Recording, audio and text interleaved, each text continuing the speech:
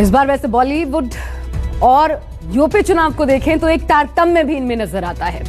बॉलीवुड में अक्सर पति पत्नी और वो, इस स्टोरी लाइन पर कई फिल्में आपने देखी होंगी कि हिट रही हैं। यूपी चुनाव में भी इस बार सरोजनी नगर सीट पर इसी की चर्चा हो रही है, क्योंकि यहां पति पत्नी की लड़ाई में कोई तीसरा वो बाजी मार गया है। जी हां, न स्वाति सिंह न दया शंकर सिंह, बल्कि बीजेपी ने अचानक रातों रात यहां पर एक सुपर कॉप, एक एनकाउंटर स्पेशलिस्ट को चुनावी दंगल में मैदान में उतार दिया। नाम है राजेश्वर सिंह, जिनकी इन दिनों खूब चर्चा हो रही है। तो कौन है ये राजेश्वर सिंह? बीजेपी ने इन पर आखिर दाव क्यों खेला और बीजेपी की सीट से विरोधियों को पटखनी देने के लिए कितनी काबिलियत रखते हैं, देखिए। फिर ईडी से वीआरएस का निर्णय लेकर बीजेपी की सदस्यता लेना या अगले ही दिन सरोजनी नगर सीट से बीजेपी की टिकट हासिल करना। राजेश्वर सिंह जहां जाते हैं उलझे केस तेजी से सॉल्व हो जाते हैं। बीजेपी के लिए सरोजनी नगर सीट भी ऐसा ही उलझा हुआ केस था।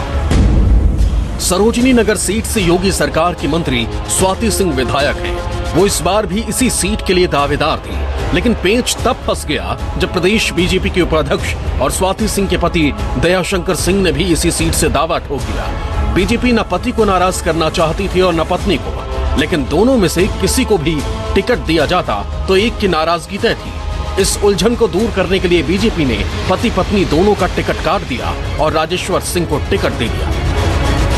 मेरे साथ हैं ईडी के पूर्व अधिकारी और बहुचर्चित अधिकारी, सरोजनी नगर विधानसभा सीट से भारतीय जनता पार्टी के उम्मीदवार राजेश्वर सिंह साहब।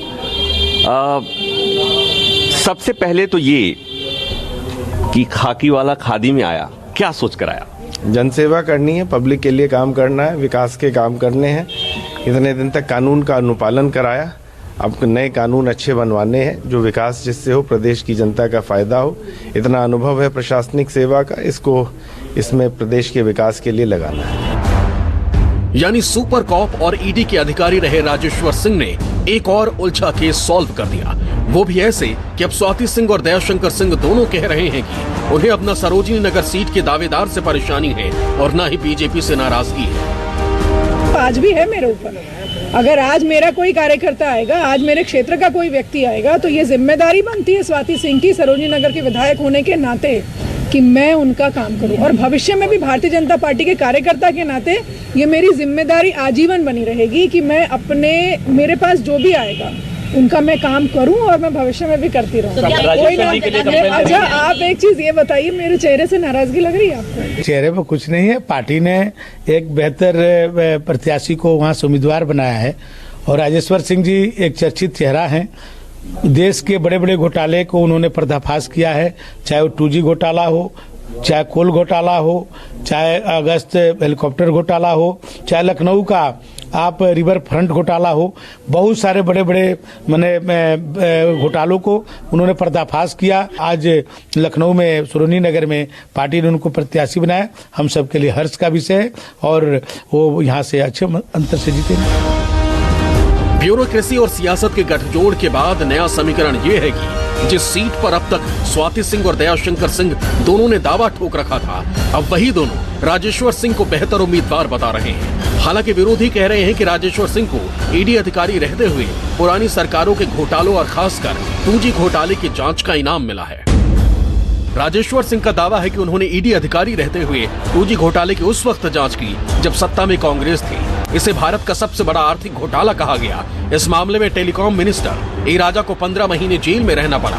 तमिलनाडु के पूर्व मुख्यमंत्री एम करुणानिधि की बेटी कनिमोझी भी जेल गई। जांच के दायरे में 14 दिग्गज नेता, कई ऑफिसर और 3 कंपनियां आई थी। लेकिन एक सच ये भी है कि 10 साल तक सुनवाई के बाद कोर्ट ने सभी को बरी कर दिया। ईडी अधिकारी रहते हुए राजेश्वर सिंह INX मीडिया घोटाले के जांच में भी शामिल थे, जिसमें जांच एजेंसियों ने पूर्व वित्त मंत्री P चिदंबरम के बेटे को अभियुक्त बनाया था। क्या आप देख पा रहे हैं, सरोजनी नगर विधानसभा सीट की बात करें, चूंकि वहां पर इसके पहले स्वाति सिंह सिटिंग मंत्री हैं, मैं वहां कई लोगों से बात किया, लोगों में असंतोष, अविश्वास, मतलब एक है कि बहुत काम नहीं हुआ है। और इस लड़ाई को चूंकि परंपरागत सीट नहीं है, तो कैसा देख रहे हैं आप? कोई लड़ाई नहीं है। समाजवादी पार्टी उत्तर प्रदेश में कहीं पे भी फाइट में नहीं है। चुनाव भारतीय जनता पार्टी जीत रही है। ये लड़ाई विचारधारा की है।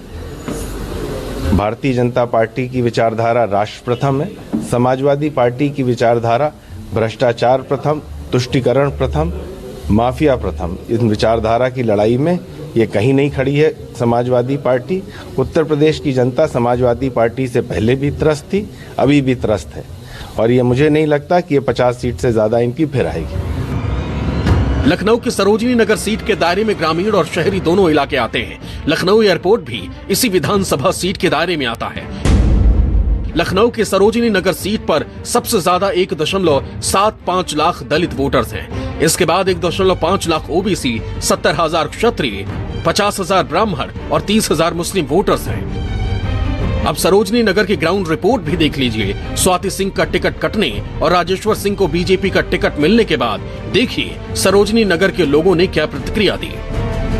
हमें यहाँ तो योगी की बनी सरकार, योगी के। ऐसा आपको लग रहा है? हाँ हाँ। कैसे, क्यों लग रहा है ऐसा? अरे वो सब कुछ कर रही है, वो जनता को है, दिमाग है, मूड है जनता का। यहाँ पर किसकी बनेगी? सब मोदी है। यहाँ भी मोदी? सब मोदी, सब मोदी। क्यों नहीं, वो गरीबों को राशन देता और अब पेट दिए, बाकी कुछ ना हो का पेट दिए खाली। समाजवादी पार्टी ने सरोजनी नगर सीट पर बड़ा दाव खेला है। साल 2012 में लखनऊ उत्तर से विधायक बने और एसपी सरकार में मंत्री रहे अभिषेक मिश्रा को सरोजनी नगर सीट से टिकट दिया है हो चुकी है। और हमारे साथ उसी सरोजनी नगर विधानसभा सीट के हाई प्रोफाइल सीट के प्रत्याशी हैं professor Abhishek Mishra. Thank you.